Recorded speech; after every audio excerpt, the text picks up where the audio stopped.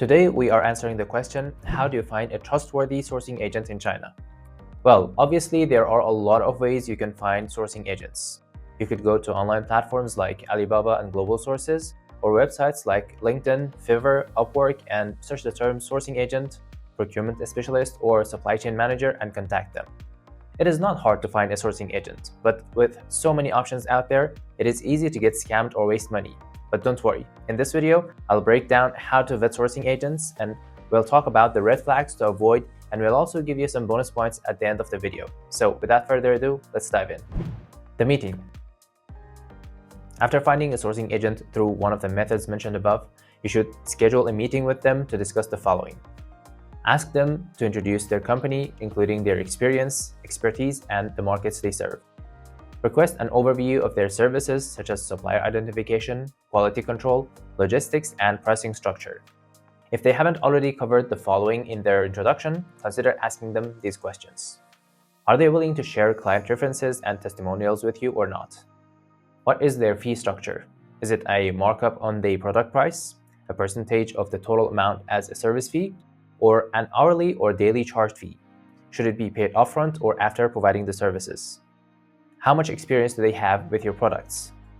How much experience do they have with exporting to your country? Ask them for their website, social media, company legal name, and business license. Ask them if they are going to share supplier information with you. Let them explain the details of any of the services you don't understand. What is the process for vetting and selecting factories? Which services are done by their company and which ones are outsourced to others? Since the range of services sourcing agents provide is very large, it is almost impossible for them to do it all by themselves. Usually, except sourcing, order management, warehousing, and pre-shipment inspection, all of the other services are outsourced to other companies, and sourcing agents just manage things and act as a middleman. Background check.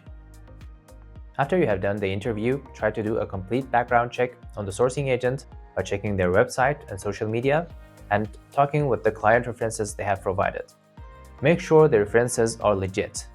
Also, try to search the sourcing agent in business directories like Tianyancha or Chichacha to verify their business license, address, and company history. As of the date of making of this video, Chinese business directories cannot be accessed using the IPs outside of China.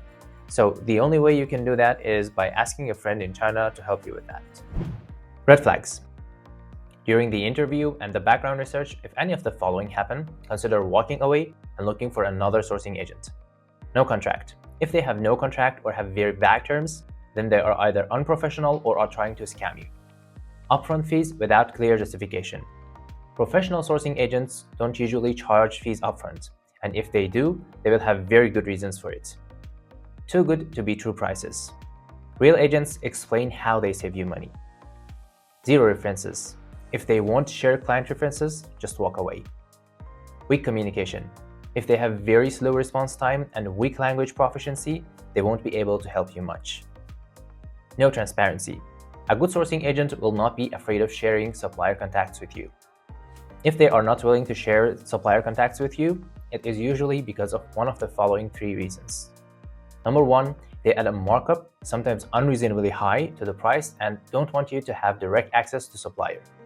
Number two, they receive kickbacks from the suppliers and are afraid of suppliers talking about it to you.